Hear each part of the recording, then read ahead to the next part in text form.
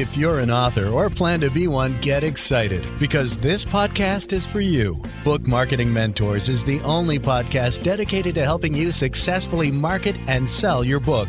If you're ready for empowering conversations with successful marketing mavens, then grab a coffee or tea and listen in to your host, international best-selling author Susan Friedman. Welcome to Book Marketing Mentors, the weekly podcast where you learn proven strategies, tools, ideas, and tips from the masters. Every week, I introduce you to a marketing master who will share their expertise to help you market and sell more books. Today, my special guest is a book writing and self-publishing coach. Jenelle Jack is dedicated to helping women business owners who want to write their first book. While she's published both fiction and nonfiction, her first audiobook, Self-Publishing Fast Track, was released in March. Jenelle coaches experts, leaders, and professionals who want to spread their message and increase their impact on writing a book. She believes an author's impact and influence can increase with the strategic use of social media. All the way from Trinidad and Tobago, Jenelle, what an absolute pleasure it is to welcome you to the show. And thank you for being this week's guest expert and mentor. Thank you, Susan. Jenelle, first of all, it's an absolute first to have somebody from the Caribbean be with us. That's a great honor in and of itself. So thank you.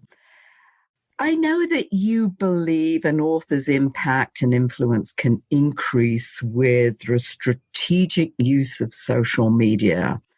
I'd like to start there. How can our listeners use social media strategically? What would you recommend? Well, I definitely believe that more so people's eyes are looking towards their phones. Our phones are always in our hands. Social media is a great way to create relationships with your readers beforehand. If you're using social media, you could form relationships by talking about why are you an author? Why are you writing a book? Why should your followers read your book? How does it help their lives? You form a relationship through your content, through giving them a behind-the-scenes look of your life, your book. By the time your book comes out, they're excited to read it. It's nothing new to them because they've seen your entire process, and that makes them more inclined to buy your book because they feel as if they have a relationship with you. They're basically invested in your success. I like that, the idea of building that relationship. I know that engagement, too, is very important. Building that relationship, where does the engagement, when you start talking about yourself, your book, your life, why you wrote the book, where does the engagement play into this? Well, I think sometimes authors make the mistake of only talking about their book. I'm seeing someone do that now, but after a while, you begin to tune out if it's week after week after week, every day the post out, buy my book.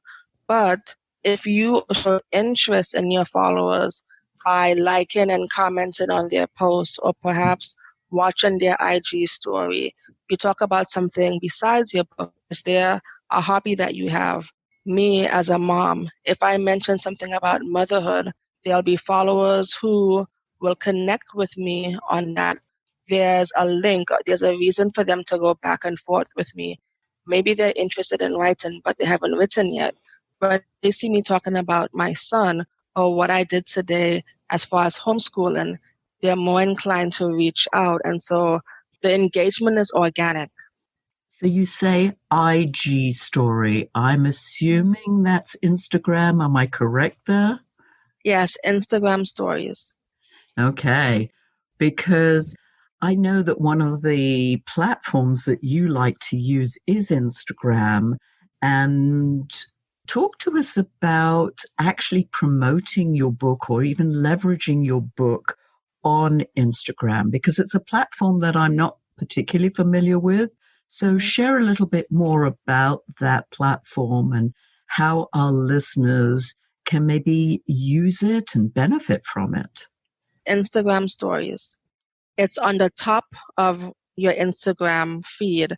So when I was talking about you could share behind the scenes, you could share your writing space. If you're trying to work something out, you could show that. You could even show your followers you going for a walk.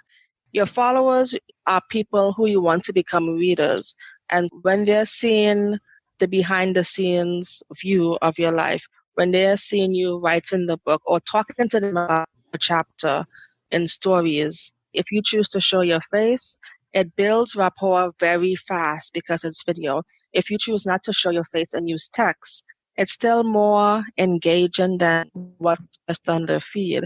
A lot of writers are introverts, but we have to remember that we're also storytellers and use that storytelling element to your advantage when you use Instagram stories.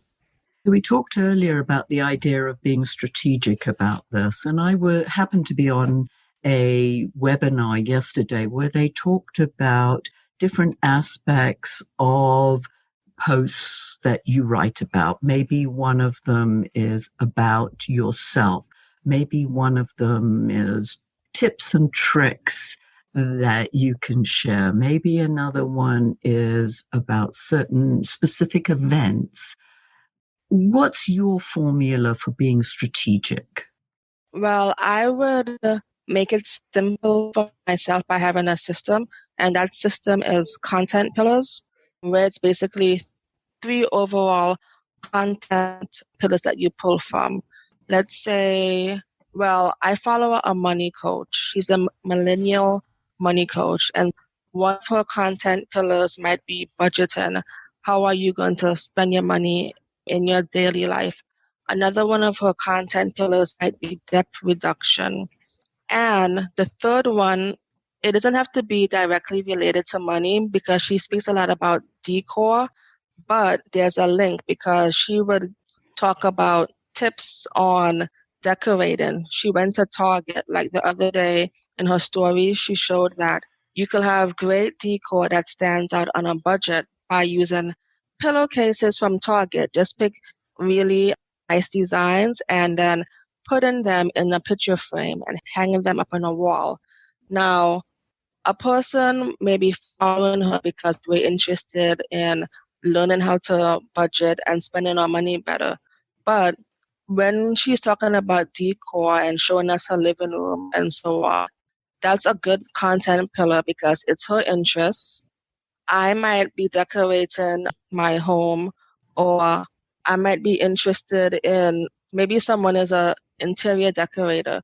So even though it's about decor, there's still a link to money. So those were her 3 content pillars. I would advise anyone to form 3 content pillars, and then you might have sub pillars underneath it.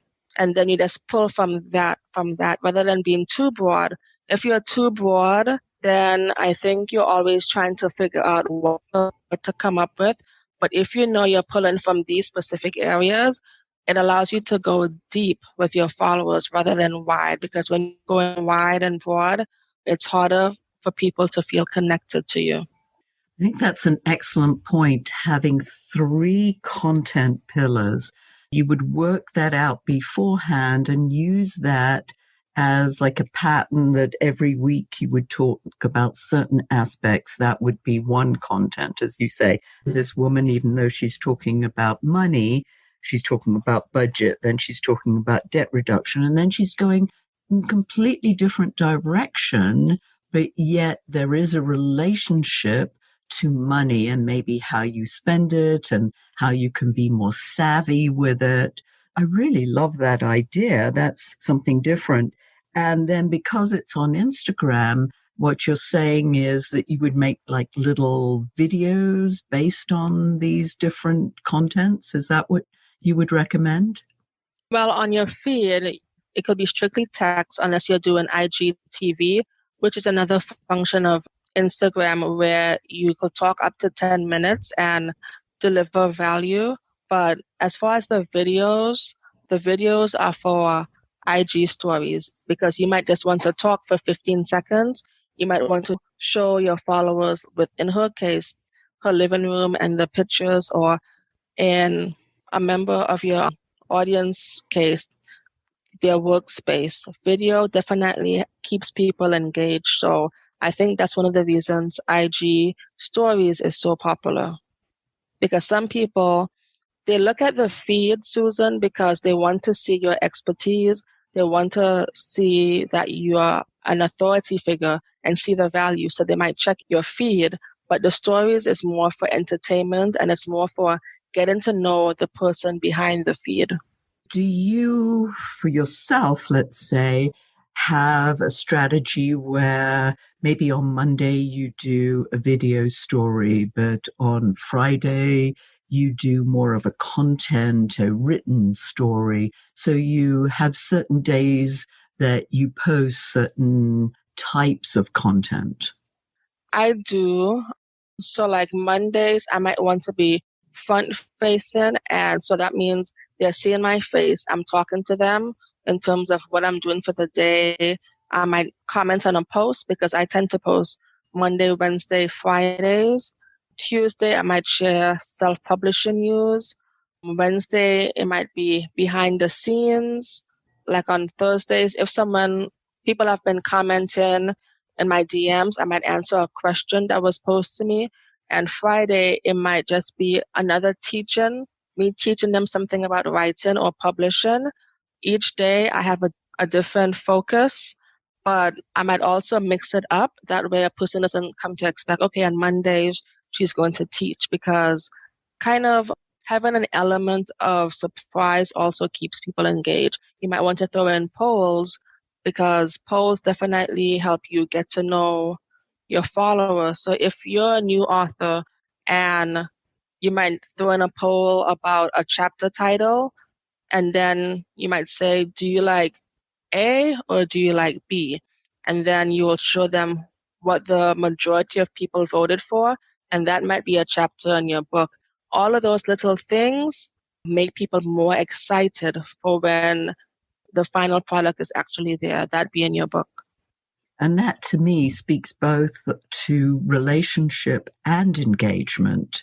So you're building that relationship, but that engagement, and you're valuing the feedback that you're getting from your viewers or your followers in this case. Would that be correct? Yes. And DM, I just want to make sure that that's direct messaging. Is that correct? Yes, it is.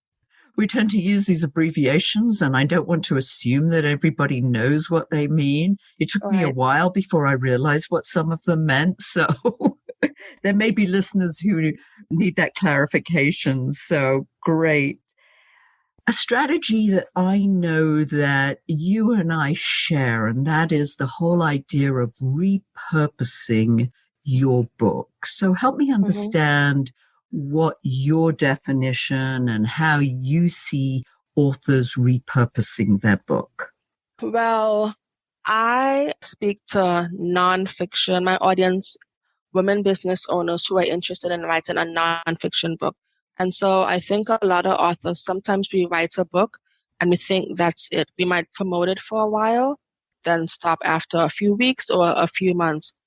But with social media, leading up to the publication of your book and even after, let's say you are writing about the paleo diet and your followers are women who are interested in nutrition. Some might be just interested in health and fitness. Some might specifically be interested in the paleo diet. Well, you could always pull content from a chapter in your book, and you might say, okay, why the paleo diet? Say that was a chapter. That might be the focus of your content for a month. So you'll pull out quotes, or you might pull out passages and just tweak it a bit. And so you have content from one chapter for a full month, because you don't have to post every day. And I wouldn't advise that you post every day, because I would advise that you post, let's say on Instagram 3 times a week, because you want that 24-hour window to pass. You want people to be able to see your post. If you're posting 2 and 3 times a day, not only can you get overwhelmed, but the algorithm may not have enough people may not have been given the opportunity to see your post. So you could always post every other day and pull content from your book. You might want to talk about one passage in your stories.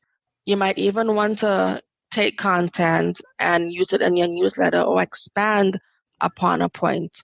Let's say you wrote your book 6 months ago and you have developed a new idea based on a chapter.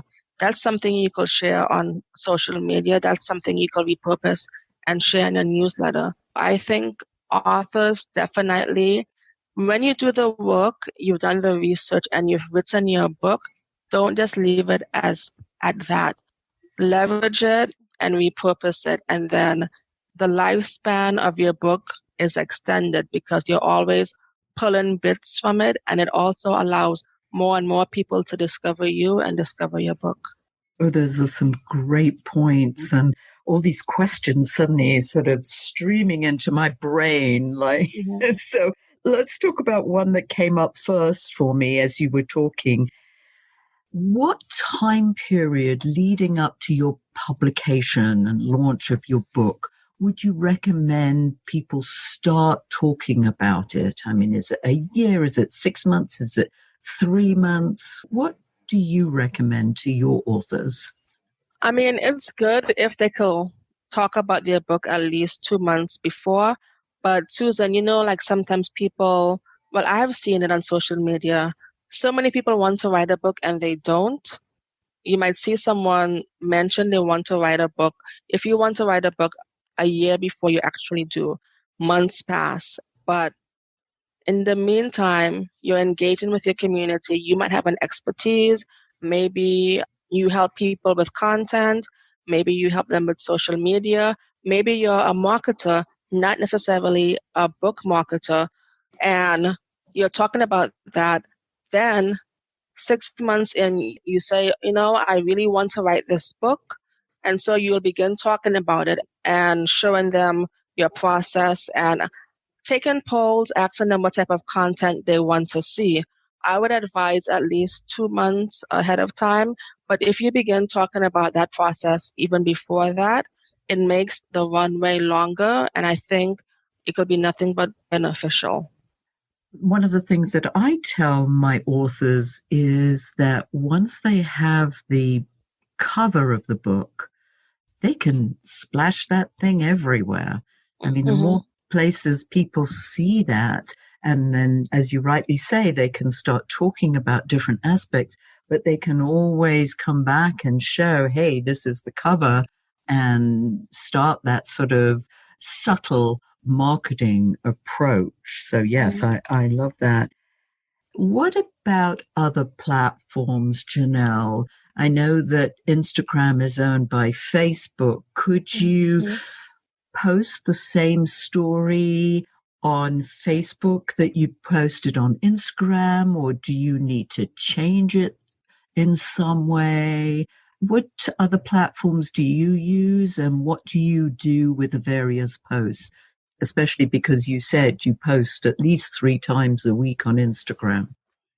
I do post on Facebook, but I think that if it might be overwhelming to you, or if you're new to social media, it's better that you get good at one platform if it's better for your energy management.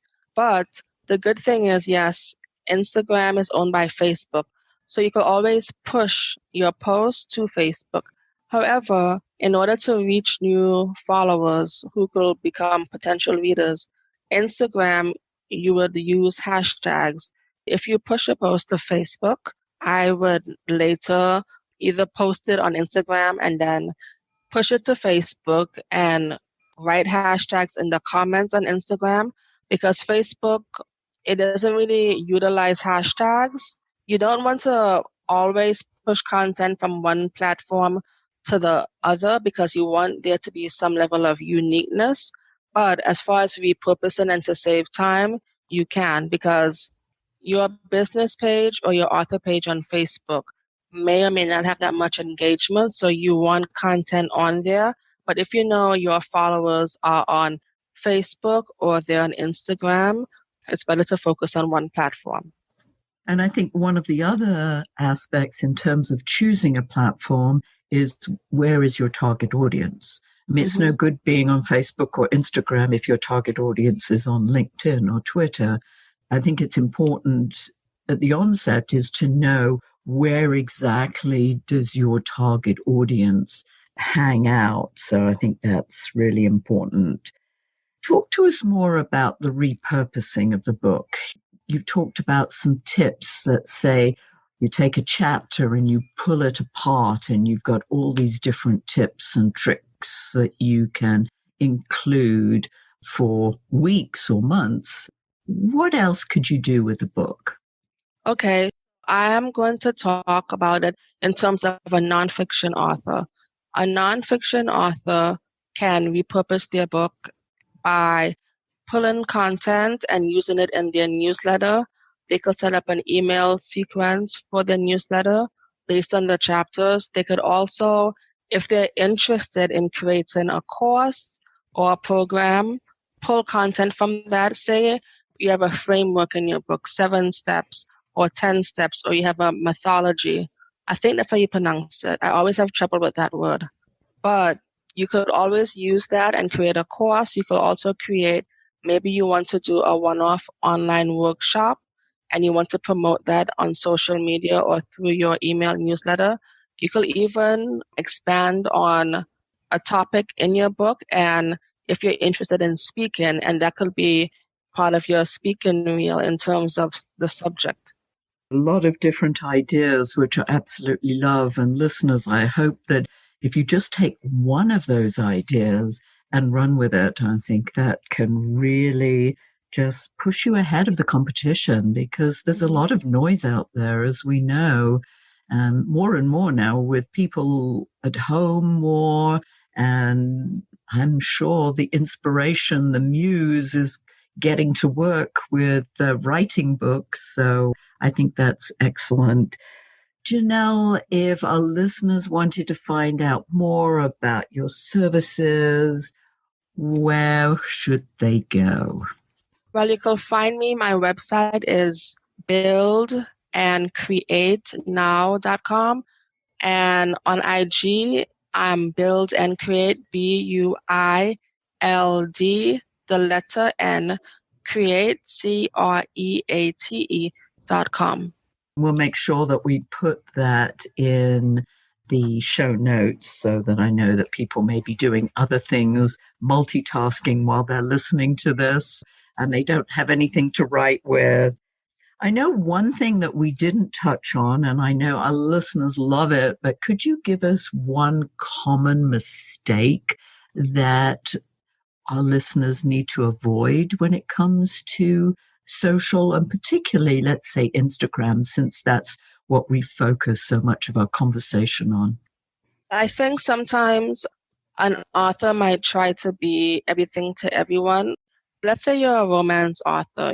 You wouldn't really try to speak to someone who's interested in science fiction and vice versa. I will definitely advise people to narrow your target audience to a niche, similar to how when you're writing a book and you choose a genre, whether it's Amazon's charts, and then you choose a genre, romance, but we know there's like at least 20 different subgenres under romance. There's multicultural romance, contemporary romance, African American romance, and the list goes on. So narrow down your target audience. Speak to this target audience, because these are the people who you want reading your book. The narrower your focus, the greater people's ability will be when it comes to connecting with you on a deeper level. And also, it makes it easier for you when you're creating content, because you know you're speaking to a specific follower. You're using hashtags because you want to draw in that follower. These followers will hopefully become readers of your book. You want to target followers who will be interested in the content that you're creating. And you can't do that if you're not honing down and thinking strategically in terms of the audience that you're building. Excellent. Yes, and I love that. Anytime any of my guests talk about niches and niche marketing, and narrowing down their focus. I absolutely love it. Thank you. I appreciate that. And Jenelle, if you were to leave our listeners with a golden nugget, what would that be? 2 tips. I will tell them to look at their profile and try to optimize it.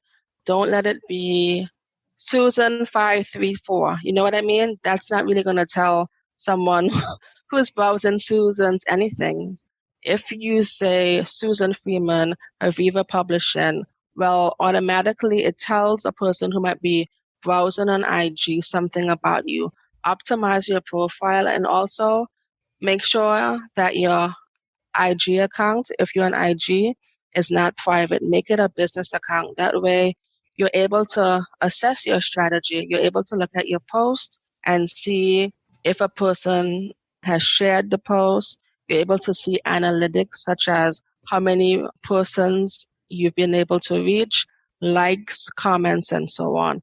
If it's a regular account, you're not going to be able to get those kind of analytics and insights into who your followers are. Fabulous advice. And listeners, yes, if you feel that your audience is on Instagram, and I think it's a slightly younger audience, just go after it. And Jenelle's given us some real nuggets of wisdom. Thank you, Jenelle. Really appreciate it all the way from Trinidad and Tobago. Thank you, thank you. And thank you so much for taking time out of your precious day to listen to this interview. And I sincerely hope that it sparked some ideas you can use to sell more books. Here's wishing you much book marketing success. The time is now to take action and finally build your book-selling empire. And the great news is that Susan is here to help you. Visit bookmarketingmentors.com and sign up for a free 15-minute book marketing strategy session with Susan. She'll help you discover your first steps to marketing and selling your book. Only those who take action are rewarded, so visit bookmarketingmentors.com, and we'll see you again next week.